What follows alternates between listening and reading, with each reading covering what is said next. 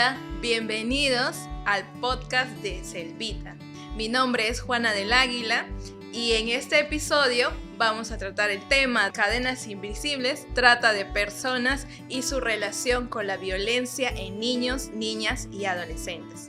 Para tocar este tema hemos invitado a dos expertos en el área. Nuestra primera invitada es la doctora Sandra Paola Hitcher y el psicólogo José Llerena. Nuestra primera invitada, la doctora Sandra Paola Hitcher, es abogada de profesión con experiencia en derecho penal y de responsabilidad fiscal.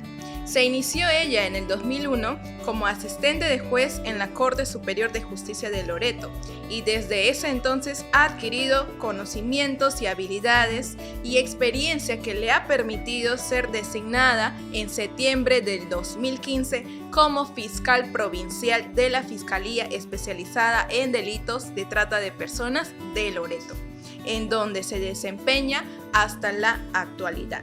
Nuestro segundo invitado es el psicólogo José Llerena, quien actualmente labora en la ONG CHS Alternativo, dedicado a la prevención de la trata de personas y otras formas de explotación humana, haciendo incidencia en el apoyo a la atención de víctimas y familiares en el proceso de recuperación y reintegración. También el psicólogo lidera la Mesa Regional de Lucha contra la Trata de Personas y Trabajo Forzoso. Doy pase a nuestros invitados para que se presenten y agradezco su presencia en nuestro podcast. Muchas gracias, Juanita. Es un enorme gusto estar con ustedes en este episodio más del podcast Selvita Aprende. Para nosotros como Fiscalía es importante tener esta conexión con ustedes porque sabemos la gran misión que desempeñan, sobre todo en nuestras niñas y adolescentes. Gracias. Muchas gracias a usted, doctora. Nuestro siguiente invitado, José Llerena, por favor, algunas palabras. Muchas gracias, Juanita. Es un placer para mí acompañarles en este podcast, a la doctora Paola también, y gustoso en compartir esta experiencia. Muy bien. Entonces, este tema es un poco oscuro, digámoslo, pero al mismo tiempo algo invisible. Así que vamos a tener la gran ayuda de nuestros invitados para ir develando lo que significa la trata de personas y su relación con la violencia, especialmente en niños, niñas y adolescentes. Así que la primera pregunta sería para la doctora Paola. ¿Qué significa trata de personas? Y bueno, la trata de personas, como muy comúnmente se entiende, es la explotación del siglo XXI.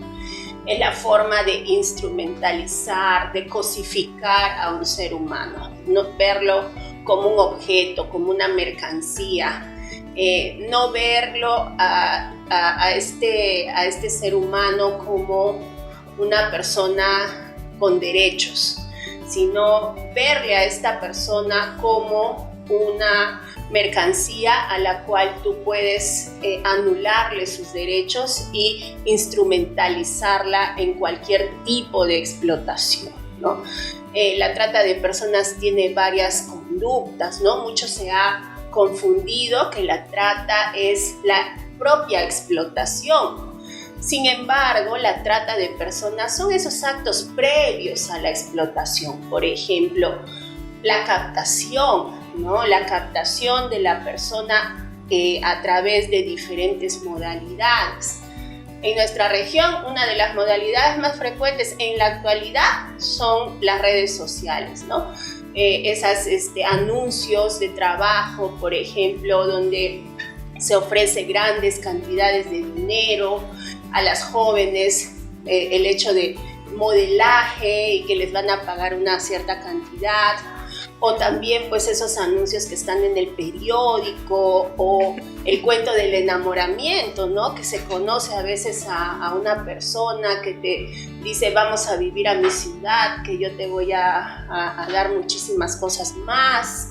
y uno cree y acepta, y finalmente cuando llega a este lugar, pues todo era mentira, ¿no? Entonces, esas son las formas de captación, ¿no? Es las modalidades, como tú vas a brindar tu consentimiento hacia la otra persona a través muchas veces de un engaño, una falsa oferta de trabajo o diferentes formas que puedan haber. Otras de las conductas que tiene la trata es el traslado, ¿no?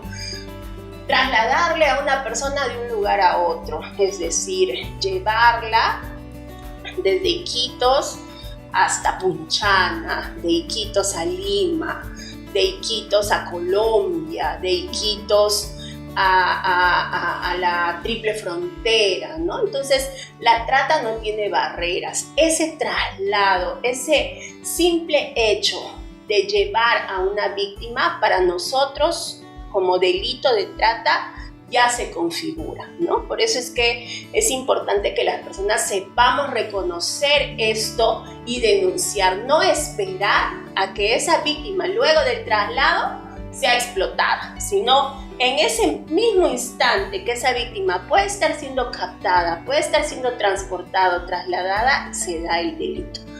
Otras de las conductas son la acogida, la recepción y la retención. Entonces la trata viene a ser la captación, el transporte, el traslado, la acogida, la recepción y la retención de una víctima, ¿no?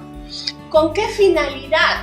¿No? Mucho se ve las finalidades de la explotación sexual, la explotación laboral, el trabajo forzoso, ahora la venta de niños también, o la adopción ilegal, el tráfico ilícito, el tráfico de órganos, perdón. Y otras series de finalidades como el matrimonio servil o actos análogos a la explotación, como utilizar niños para que cometan delitos, ¿no? Por ejemplo, esos niños que pueden estar yendo a lugares donde juegan fútbol instrumentalizados por un adulto para que puedan hurtarse los celulares o las mochilas de los trabajadores a cambio de algo, ¿no? Entonces, ese tipo de actos también nosotros sancionamos con una finalidad que es un acto análogo. ¿Y qué tiene que ver la violencia? La violencia va a ser un medio para la trata, ¿no? Dentro del tipo penal de la trata vemos pues la violencia, el abuso de una situación de vulnerabilidad, la coacción, el engaño, ¿no? Entonces, la violencia es un medio, pero nuestro legislador ha sido tan minucioso al momento de dictar el tipo penal de trata, y la violencia esté o no esté en el delito de trata, cuando sean menores de edad, no va a catalogar de que se quede en impunidad, ¿no? De que no haya delito. Entonces, la violencia para delitos de trata cuando son menores de edad, pues puede o no puede existir en un caso. Listo, gracias doctora. Estimado José, nos ha explicado las distintas formas, la doctora, ¿no?, que pueden existir en cuanto a la trata de personas, y se incluye ya el tema de violencia. Entonces, en tu experiencia, ¿cómo se relaciona la violencia con esa trata de personas? Claro, entendiendo desde el punto de vista más social, psicológico, la violencia es todo acto que genera un malestar, algún daño en la persona. Sabemos que principalmente hay 4 tipos de violencia. Relacionado a los casos de trata de personas, como comentaba la doctora Paola, muchos de estos casos inician con la intimidación de las personas. Siempre hay un dominio de poder para poder someter a la víctima. La violencia física, sexual, patrimonial son las principales conductas que se relacionan a la trata de personas, porque como Iquitos es una zona, y justamente lo que venimos trabajando desde nuestra parte como institución, hemos identificado que en Iquitos muchas veces hay casos de peores formas de trabajo infantil. Y del contexto que habíamos conversado hace un tiempo un evento, era que esto estaba tan naturalizado por parte de las personas que no se veía como un delito, no se veía como un problema, y justamente era ahí que nuestra labor como personas que participamos en estos encuentros de concertación es fundamental para llevar la información a las personas. Ahora, desde mi experiencia, el daño que genera la violencia en la víctima, la violencia sexual, la violencia física, tarda mucho tiempo, relativamente años, para poder recuperarse. Recuperarse porque en cuanto a la sintomatología, que es lo que genera, principalmente hay un trastorno que es fundamental entender, lo que es trastorno de estrés postraumático, el trauma en sí que genera. Un trauma, ¿cómo se puede manifestar?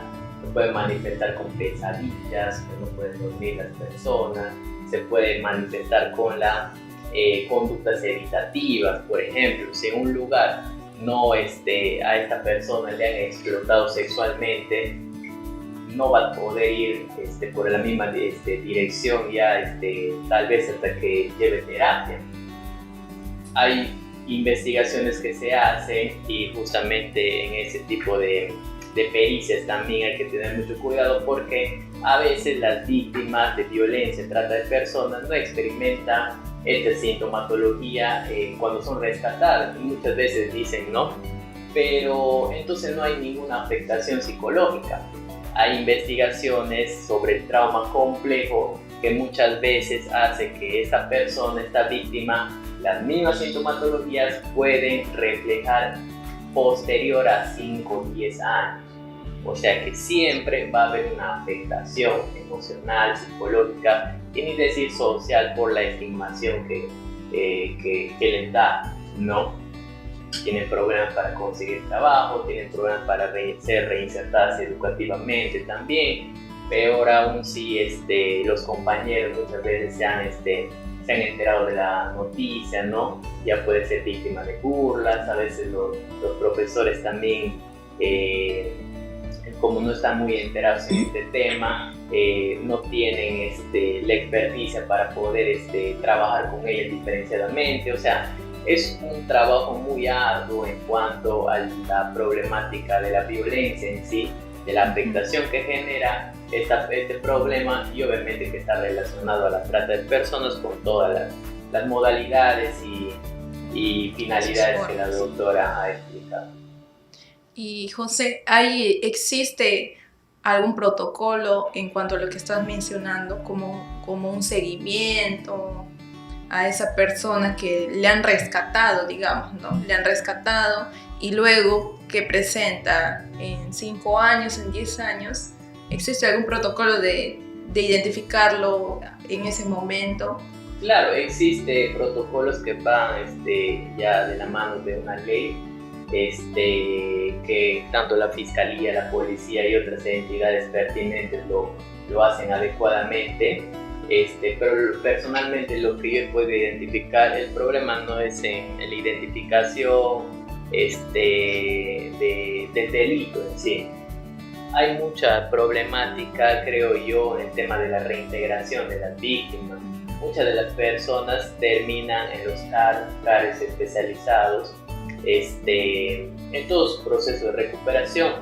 No quiero decir con esto que se esté trabajando mal. Sin embargo, cuando la adolescente o el adolescente sale de estos albergues, no hay un seguimiento oportuno. Muchas veces terminan viviendo la misma situación de trata de personas, de explotación, cuando salen. No hay un seguimiento, y eso sí es responsabilidad del Estado, mejorar o fortalecer estas políticas de intervención en cuanto a la reintegración. Ofrecerles mejor bolsa de trabajo, quizás mejores modalidades en cuanto al acceso de la justicia, ¿no? Y el seguimiento psicológico, tal vez. El seguimiento psicológico, que mucho estamos luchando con los hospitales, los centros de salud mental comunitarios, hago mea culpa, para que los capaciten también de esta problemática. Muchas veces los psicólogos podemos entender de superficialmente lo que es una afectación psicológica. Sin embargo, cuando hablamos de trata de personas hay que conocer más a fondo de qué forma han sido explotadas y no suponer que este problema es igual a las otras formas de violencia que les afecta a los adolescentes, a las personas en general. Claro. Y doctora Paula, ¿existen algunos recursos, lugares donde se pueda encontrar ayuda cuando sea alguien que ha visto violencia, que alguien que le están haciendo una trata de personas o alguien que está viviéndolo? ¿Existen algunos caminos o entidades donde se puede acudir? Sí, en realidad la trata de personas como política nacional tiene varios ejes. Hay un eje de prevención que es el de, su propio nombre lo dice, prevenir el delito a través de diferentes acciones. Hay un eje de persecución, que es el que hace la Fiscalía de Trata junto a la policía, que es investigar y perseguir el delito. Y hay un tercer eje, que es el eje de protección y asistencia a las víctimas de trata, ¿no? En este eje se trabaja con una víctima identificada o con una persona que denuncia los hechos y que indica haber sido víctima. Y nosotros, como institución, vamos derivando a diferentes instancias. Por ejemplo, si es una menor de edad en la cual nosotros advertimos que existe una desprotección familiar, nosotros solicitamos a la Unidad de Protección Especial a cargo del Ministerio de la Mujer evalúe esta desprotección familiar por un abandono moral, material, y se la deriva a un centro de atención residencial especializado, que son pues los albergues, ¿no? Que están a cargo del Ministerio de la Mujer. Ahora, trabajamos bajo un enfoque centrado en la víctima y basado en el trauma, ¿no? Si bien es cierto, no podemos llegar a realizar todo lo que quisiéramos, porque nos faltan instituciones que todavía implementen, ¿no? su labor, como por ejemplo bien lo decía José, en el extremo de que el Ministerio de Salud tenga un área de psicólogos que puedan brindar la contención emocional a las víctimas, o existan bolsas de trabajo en las cuales las víctimas, cuando ya han pasado el proceso de reinserción, se les pueda reintegrar a la sociedad con un trabajo, pero sí se aborda mucho a la víctima con la Unidad de Víctimas y Testigos del Ministerio Público,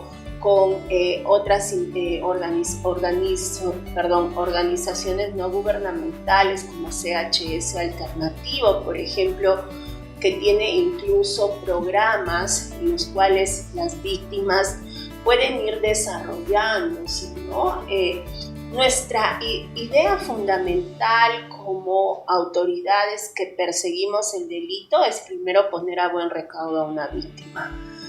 Nosotros, por un ejemplo, ¿no? Si la víctima está ansiosa, nerviosa y no podemos hacer una diligencia, nosotros suspendemos la diligencia hasta poder brindarle una contención emocional. Siempre anteponemos a nuestras víctimas ante cualquier situación, ¿no? Y eso lo hacemos justamente con instituciones que cooperan, ¿no? Tenemos también otras instituciones que se unen a la lucha, ¿no? El gobierno regional tiene la Mesa Regional de Lucha contra la Trata, que agrupa a muchas instituciones y instituciones también, y todas estas instituciones están dentro de un plan regional que tienen obligaciones hacia las víctimas, hacia cómo prevenir y perseguir el delito, ¿no? Entonces, no es que la víctima se identifique y se la deje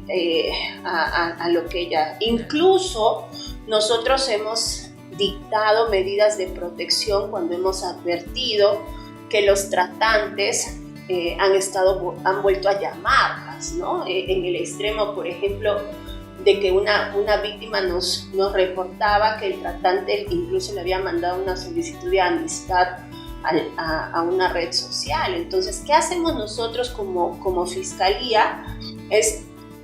Emitimos una disposición de medidas de protección, lo enviamos a la policía para que esa menor tenga pues una protección policial, ¿no? Otras de las medidas que tenemos, por ejemplo, es no poner su nombre en las diligencias. Reservamos la identidad de nuestras víctimas, reservamos su domicilio, reservamos también sus otros datos que puedan coadyuvar a que el tratante las moleste, ¿no? Eso, por ejemplo, en nuestras investigaciones están tachadas, están codificadas. Las víctimas nosotros las llamamos, por ejemplo, 30-2023, 2-2023, ¿no? Justamente para poder respetar sus derechos, ¿no? Su derecho a la identidad y así no estén molestas. Luego, las víctimas pasan por diversos programas, ¿no? Lo prioritario para nosotros cuando rescatamos o extraemos a una víctima del circuito de la explotación es brindarle una contención emocional.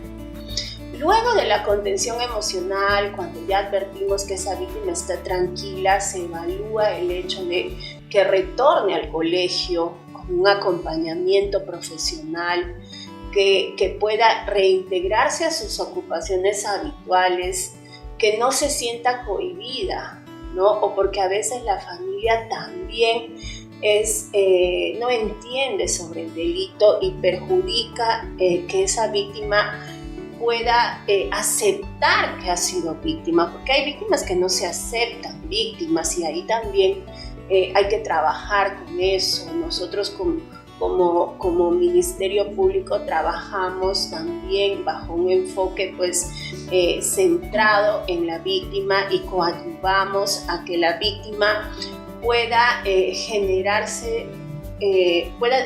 una paz o una tranquilidad ante cualquier situación. Claro. Y José, como CHS alternativo, en el sentido, ¿no?, de poner a la víctima, ¿no?, a buen recaudo, ver sus necesidades, ustedes como CHS tocan también esos temas, atienden a estas víctimas, pues, les apoyan en su reinserción. ¿Cómo es el accionar de CHS? Sí, bueno, una vez que nos derivan las instituciones a las familias, tenemos varios programas, proyectos que atienden los casos de explotación humana en general, en todas las finalidades. Estas personas, las adolescentes, varones o mujeres, pasan un periodo de adaptación, ¿no? Porque a veces por temas de adolescencia también no todas las personalidades son iguales. Lo que hacemos es trabajar mucho con la familia a través de visitas domiciliarias, talleres de sensibilización, para informarles acerca primero del delito, ¿no?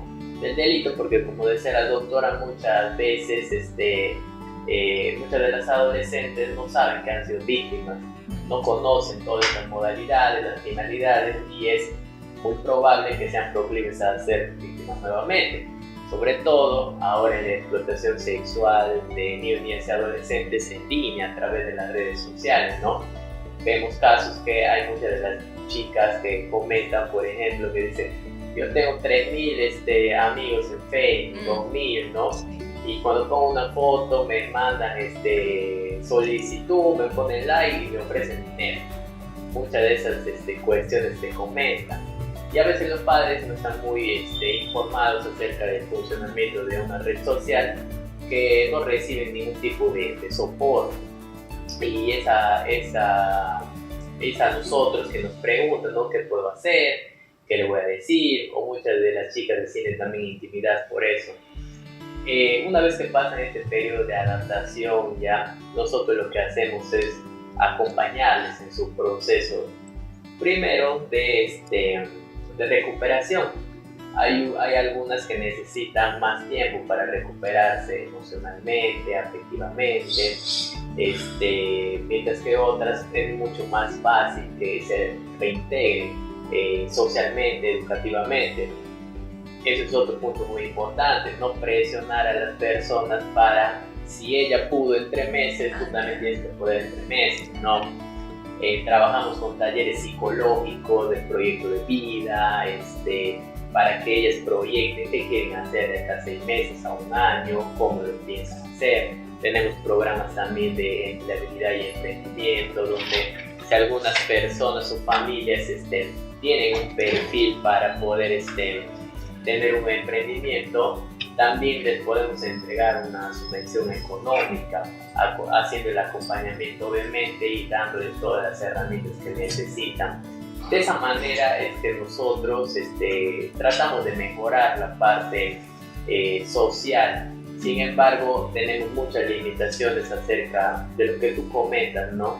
Las limitaciones muchas veces que no podemos hacer un adecuado seguimiento en lo educativo, a veces si las familias no cooperan, ¿no? Muchas veces las familias, si tienen hijos que han desertado el colegio en 2º o 3er año de secundaria, es probable que a su hija que asiste a sus talleres también no hay esa presión, porque por invitación van a decir, si mis hermanas no terminan el colegio, entonces ¿para qué me va a servir a mí, no? Y justamente eso es nuestro trabajo que tenemos que hacer, porque la trata de personas, yo siempre les comento, el delito principalmente la parte preventiva va a ser con la información que yo tengo, y si ellas también se convierten en agentes de cambio para otras adolescentes, para otros jóvenes, porque también estamos atendiendo varones, si ellos comentan a sus compañeros, a sus vecinos, a sus padres, es muy beneficioso para que estos casos no sigan aumentando. Precisamente ahí va mi siguiente pregunta para ambos.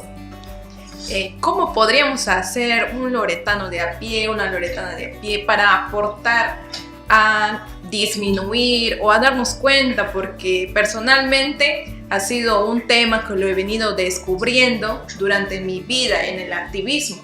Recién como que he visualizado, he tomado conciencia en esto. Entonces, ¿qué podría hacer como loretanos? ¿Qué podríamos hacer ante este problema? Generarnos cultura de denuncia, porque muchas veces vemos la explotación de una niña que está siendo empleada de nuestros vecinos y toleramos, ¿no? Hay mucha tolerancia social en nuestra ciudad. Vemos a un niño que está cargando ladrillos en una empresa o está cargando sacos y lo normalizamos, ¿no? Vemos también, por ejemplo, a mujeres maltratadas o violadas dentro de una casa que están siendo empleadas domésticas y callamos, ¿no? Entonces, lo primero es generarnos esa cultura de denuncia, no tener miedo a denunciar. Ahora ya no es como antes, que la fiscalía o el poder judicial le citaba al testigo para que declare y que ese testigo tenía miedo de declarar. Ahora nosotros también realizamos medidas de protección hacia nuestros testigos. En la investigación están bajo identidades reservadas, no revelamos quiénes son, y muchas veces no se necesita ni siquiera que declaren, sino de que informen a través de las líneas, por ejemplo la 1818, que es una línea gratuita del Ministerio de la Mujer, donde nos van a reportar los casos. O si quieren hablar conmigo y denunciar un caso, pueden ir a la Fiscalía de Trata, que está en la Brasil 449, y yo les voy a atender ahí y vamos a poder tomarle la versión de identificar a una víctima. Es decir, no tener miedo a denunciar, porque nunca sabemos cuándo nos puede ocurrir o cuándo puede ocurrirle a nuestro entorno. No sabemos si nuestros hijos o nuestros sobrinos están siendo captados a través de una red social. No sabemos si nuestra mamá o nuestra tía están siendo explotados en el trabajo donde se encuentran. Entonces no dejemos que esto avance y con lo que nosotros vayamos aprendiendo sobre la trata, lo compartamos con otras personas, ¿no? Por ejemplo, si alguien escucha el podcast, que no se guarde esa información y que vaya donde los amigos y le diga, mire, he escuchado esto, está pasando en nuestro Iquitos, en nuestra región, hay muchísima trata, ¿no? Hay muchísima explotación, hagamos algo, denunciemos cuando sepamos sobre un delito, ¿no? Yo creo que es eso, sobre todo, generar esta cultura de denuncia y evitar esa tolerancia ante un caso cuando sepamos que se está explotando a una víctima. Hago una pregunta muy personal. A veces cuando estamos en algún restaurante por la zona turística, se acercan niños de todas las edades, niñas de todas las edades, hasta adolescentes incluso, ¿no? Entonces, ¿cuál sería una buena actitud o una acción cuando estás en esa situación, en ese momento? Mire, las Naciones Unidas ha sacado una decisión de que los menores que trabajen o que estén en situación de calle, nosotros no podemos ser tan radicales en extraerlos de esa situación, ¿no? Nosotros antes como Ministerio Público hacíamos muchos operativos, extraíamos a estos niños y los llevábamos y los poníamos a disposición de la Unidad de Protección Especial. No todos los casos en los cuales se vean niños que están en situación de calle son trata de personas. Hay algunos casos en los cuales estos niños están con los papás están a media cuadra vendiendo también y como la mayoría de madres cuando les hemos tomado las declaraciones nos decían, mire, yo prefiero llevar a mi hijo que me acompañe y está ahí, porque yo si lo dejo en casa no sé con quién se va a quedar o el peligro puede ser un peligro mayor. Entonces, ¿cuál es la mejor actitud, creo yo? Es hablar con los padres, ¿no? O decirle a ese niño, mira, debes estar con mamá y papá y no vendiendo. O sí comunicar a la fiscalía para que la fiscalía pueda hacer un operativo y evaluar si realmente en ese caso hay un menor que está en situación de calle por su propia cuenta o hay un menor que está en situación de calle porque los padres le obligan, porque al obligarle los padres a tener o a hacer estas acciones de venta, que ya sería una situación de mendicidad, sí habría un delito de trata porque los padres no están ajenos también al delito, también pueden ser autores, ¿no? O evaluar si alguien, como se ha dado el caso, hay vecinos que también emplean o utilizan a estos niños para vender y se aprovechan de esto, ¿no? Yo creo que la mejor actitud es, al margen de lo que puedan estar o con quienes están estos niños, denunciar las ubicaciones para que nosotros evaluemos y hagamos los operativos y posterior a una investigación sepamos cuál es la realidad de la situación en la cual estos niños se encuentran. Sí, y desde tu experiencia, José, también, ¿qué podría contribuir un loretano para esta lucha contra la trata de personas y violencia? Claro, sumado a lo que dice la doctora, ¿no? Es fundamental la información que nosotros podamos tener y también el espacio que nosotros participamos como jóvenes frente a la lucha contra ese delito, ¿no? Sabemos que hay muchos espacios de participación ciudadana, muchos hay veedurías también actualmente en donde podemos fortalecer y dar nuestra voz para que las autoridades también puedan implementar políticas, fortalecerlas, el sistema de atención que hay, o también reportar casos que muchas veces lo hemos hecho, y eso también es muy beneficioso, porque si nosotros estamos informados, como dice la doctora, vamos a poder identificar y dar parte, y va a fomentar toda esa cultura de la denuncia también. Así que yo insto a todos los jóvenes también que puedan ver este podcast, que participen, sean líderes dentro de su comunidad, sean líderes dentro de sus colegios también, que mucha falta a veces hace tener esa voz del joven que experimenta estos riesgos dentro de las redes sociales, de las jóvenes que están siendo acosadas permanentemente, ¿no? Para que nuevamente las autoridades, el gobierno regional, los gobiernos locales también puedan tomar acciones acerca de las medidas preventivas y de protección. Sabemos que ENMA viene trabajando muy bien el tema de violencia también, la lucha contra la violencia y su participación también en este tema de la trata de personas a través de la veeduría ha sido muy beneficiosa. Así que nada, solamente respondiendo a tu pregunta específica, ¿qué puede hacer un joven loretano? Informarse, informar también a las personas y fomentar toda esta cultura de paz, creo yo, dentro de su comunidad.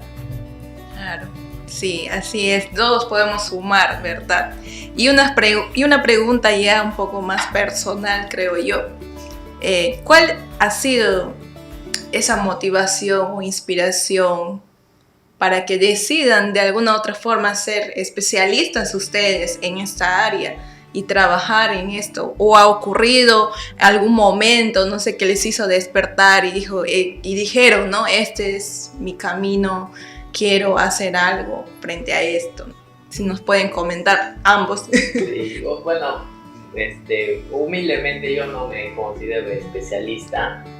Siempre trato de seguir aprendiendo, se aprende mucho del vínculo que tenemos con las familias, con las víctimas, y se sigue aprendiendo siempre, ¿no? Uno trata de hacer un adecuado trabajo para mejorar la calidad de vida de las personas, ¿por qué no decirlo? Pero también a veces uno se siente vulnerable cuando atiende a veces casos muy severos, ¿no? Donde puedes comprometer los sentimientos, las emociones, sobre todo cuando hay casos de violencia sexual, cuando hay casos de familias que son de extrema pobreza, y uno trata de analizar todo el contexto situacional de la problemática. Personalmente, como te digo, no me considero un especialista, siempre trato de hacer un adecuado trabajo. Pero lo que me motiva sí es ver el proyecto de vida que tienen estas chicas, que tienen para poder salir de esa situación, porque no es nada fácil de todo lo que han pasado, seguir motivadas para terminar sus estudios, querer un estudio superior, trabajar, formar también vínculos emocionales, tal vez con un amigo, una pareja más adelante. Y eso es lo que me motiva a mí, o sea, los resultados que se pueden ver, la motivación que tienen ellas y las familias por salir de esta situación. Claro. Doctora. ¿Qué me motivó a trabajar en trata? Bueno, yo creo en Dios y creo que Dios siempre nos manda propósitos y siento que el propósito más grande que Dios me ha dado es el de salvar a niñas y niños de la explotación. Yo soy loretana, soy de Iquitos y siempre desde muy joven escuchaba sobre las niñas que eran víctimas del turismo sexual. Había muchísimo turismo sexual, muchos turistas que venían para consumir sexualmente a nuestras menores de edad. Veíamos en el bulevar a muchas niñas que estaban paradas con prendas diminutas, esperando a los clientes. Veíamos las plazas, veíamos por Belén que había muchísima trata. Y cuando yo empecé en la fiscalía, en una fiscalía penal, sentí la necesidad de empezar a trabajar eso. Yo decía, no me puedo quedar de los brazos cruzados ahora que he elegido una carrera fiscal. Creo que debo de hacer algo por mi región, porque cada vez que yo hablaba con alguien no veían lo maravilloso que es nuestra región, sino siempre iban a lo negativo y era, oye, pero en tu ciudad hay muchísimas niñas que se venden, que están con ropas, ¿no?, diminutas, que porque usan eso, ¿no? Entonces yo sentía que debía de hacer algo para cambiar esa mentalidad, ¿no? Entonces empecé en una fiscalía penal, no era mi rubro la trata de personas, sin embargo sí podía hacer operativos que prevengan o identificar este tipo de casos. Y recuerdo que estaba el policía Ismael Vázquez Colchado, muy dedicado también a la lucha contra la trata, y yo hablaba con él y le decía, no nos podemos quedar con los brazos cruzados, y empezábamos a identificar casos, empezábamos a generar nuestros propios casos sin denuncia. Íbamos al bulevar, íbamos a las zonas de Belén, íbamos a los nightclubs, íbamos a los prostíbulos. Y así comencé, ¿no? Yo creo que si me preguntan cuál ha sido mi propósito, yo creo que es seguir salvando o seguir rescatando a estas niñas, pero no solo rescatarlas y dejarlas ahí, porque muchas de ellas vuelven al circuito de la explotación cuando no se les da un debido abordaje. Yo creo que mi trabajo no solo abarca rescatarlas o extraerlas de esto, sino verlas hasta el final. Yo recibo mensajes de niñas que ahora ya son adultas, que están en la universidad, niñas que han terminado sus carreras técnicas, niñas o señoritas que han viajado ya a sus países porque han sido víctimas extranjeras. Y lo más importante es ese lazo que uno deja, ¿no? Más allá de la carrera o de la persona, del profesional o de la fiscal.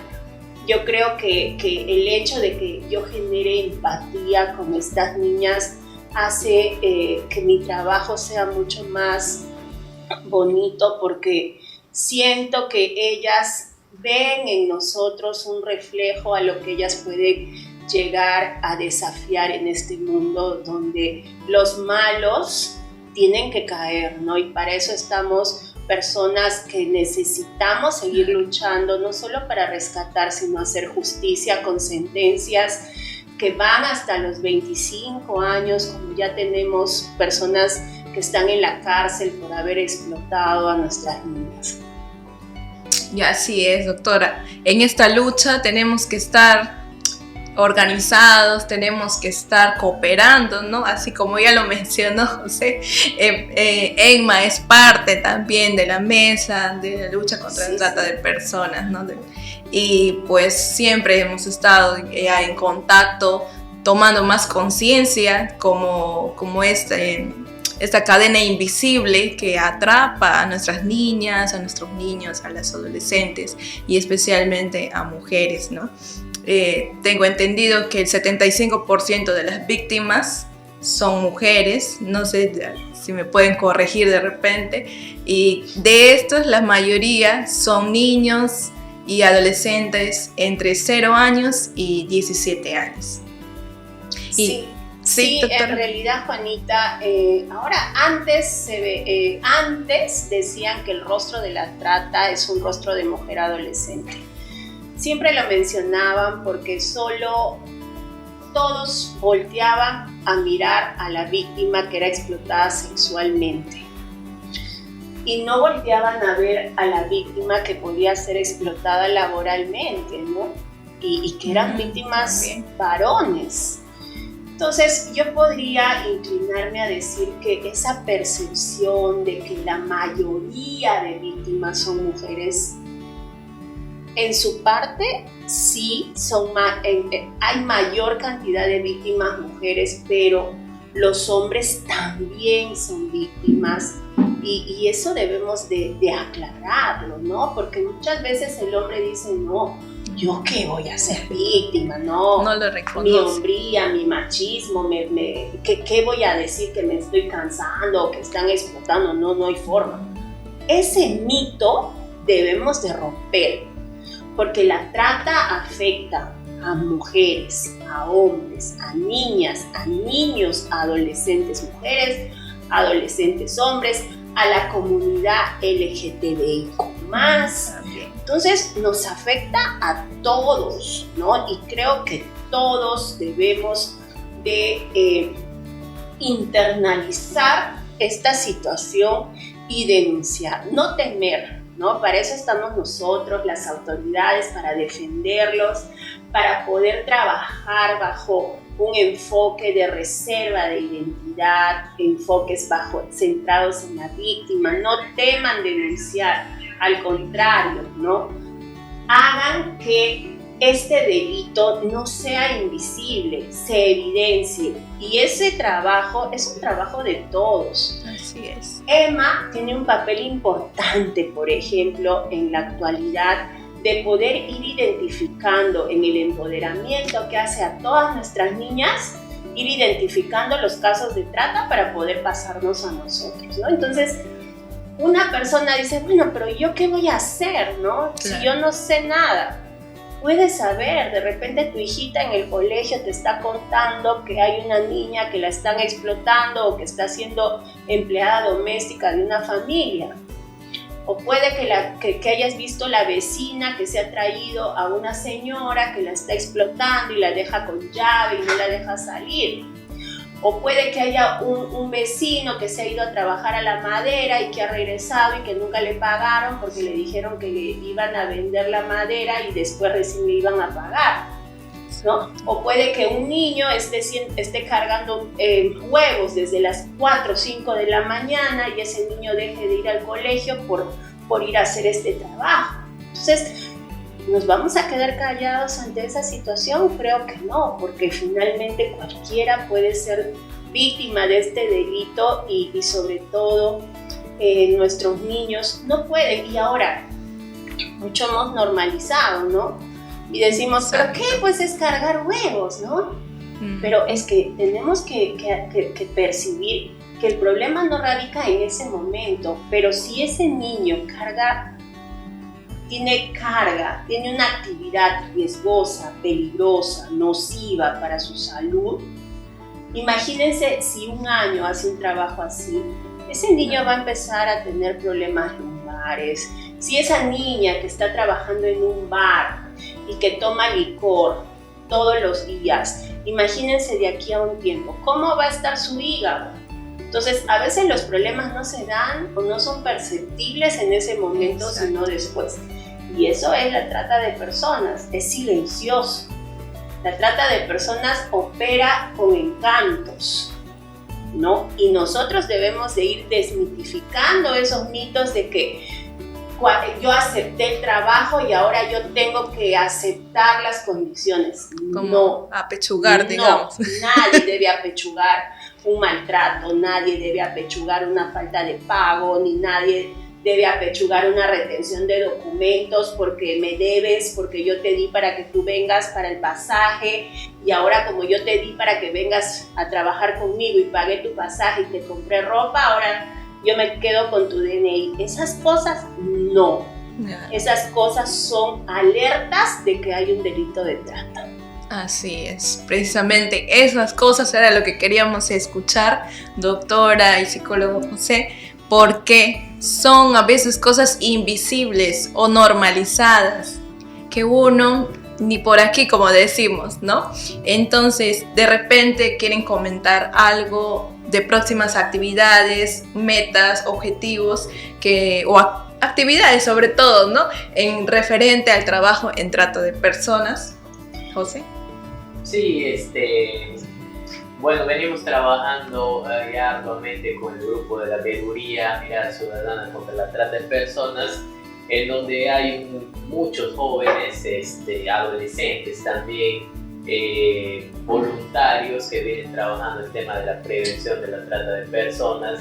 Justamente mañana tenemos un encuentro por la integridad pública, en donde vamos a estar compartiendo experiencias acerca de lo que hemos vivido el último año, ¿no? Acerca de la detección de casos, qué tan complicado ha sido identificar, cómo ha sido el acompañamiento muchas veces para poder conectarnos con las autoridades pertinentes y va a ser muy beneficioso, ¿no? De parte de CHS continuamos trabajando con los proyectos que tenemos, siempre vamos de la mano trabajando con la Fiscalía, la FISTRAP, la Policía, el gobierno regional y otros gobiernos locales, y hay el compromiso de siempre combatir este delito, ¿no? Esperemos que algún día, no solamente por ahí, justamente hacíamos una reflexión de todos los casos de violencia en general. El problema no es que aumenten las cifras, quizás, ¿no? Porque el que aumente las cifras significa que más personas, más mujeres vienen denunciando, conocen sus derechos. O sea, ya el tema está muy bien, estamos concientizando en ese aspecto de la prevención, de la información hacia las personas. Así que de nuestra parte, personalmente para mí ha sido un gusto compartir el día de hoy esta mesa, este podcast. Felicitarte a ti, Juanita, a Emma también, porque yo reconozco el trabajo que vienen realizando con el empoderamiento de las adolescentes loretanas, y es muy bueno que ustedes, creo que son pioneras en llevar ese estatus de empoderamiento que mucha falta hace a los jóvenes, a las familias. Así que nada, muchas gracias. Gracias a ti, José. Doctora, ¿algunas actividades? Sí, Juanita, bueno, nosotros estamos agradecidos con Selvita, porque Selvita ya se puso la camiseta de la lucha, es una Selvita luchona contra la trata, y yo creo que esta alianza entre ENMA y la Fiscalía de Trata va a ayudar no solo a identificar esos casos, sino también a ser el ejemplo para estas chicas, estas adolescentes que tienen que empoderarse y aprender a decir no, yo no voy a ser víctima del delito, y sí, soy una adolescente, soy una niña, soy una mujer que quiere salir adelante con dignidad, sin que me roben mi dignidad, y eso es lo que nosotros tratamos, y estamos muy satisfechos de que podamos trabajar con Emma. Se vienen cosas nuevas con Emma, vamos a tener muchos proyectos bonitos, y creo que lo importante es sensibilizarnos y que todos los que nos escuchen también se sensibilicen y nos ayuden a denunciar, ¿no? Mi teléfono les voy a dejar, es el 969-05-2233, es el número donde ustedes pueden hacer las denuncias anónimas. Yo les voy a responder personalmente, y si tienen alguna duda también, porque hay muchas veces que hay una oferta de trabajo y uno dice, ¿será o no será? Claro. Pues escríbanme, pregúntenme, díganme si eso está bien, y nosotros con mucho gusto les vamos a ayudar a prevenir quizá un caso de trata, ¿no? Muchas gracias por la oportunidad, y sigamos trabajando. La Fiscalía está ubicada en Brasil 449, donde también pueden acudir a interponer las denuncias, o también para cualquier consulta sobre el delito de trata de personas y cómo ayudar. Porque si estás escuchando y tienes ese deseo de unirte a nosotros para luchar, pues también te damos la oportunidad en diversos espacios de trabajar con nosotros, previniendo la trata y también identificando los casos. Así es, todos y todas estamos para sumar. Muchas gracias a nuestros invitados, doctora Paola Hitcher, José Llerena, y a ustedes por estar siguiéndonos en esta nueva aventura de nuestra amiga Selvita. Este es el podcast de Selvita, donde vamos a estar tratando temas que aquejan a nuestra adolescencia, a la juventud, a nuestros niños y niñas, especialmente loretanos. Gracias.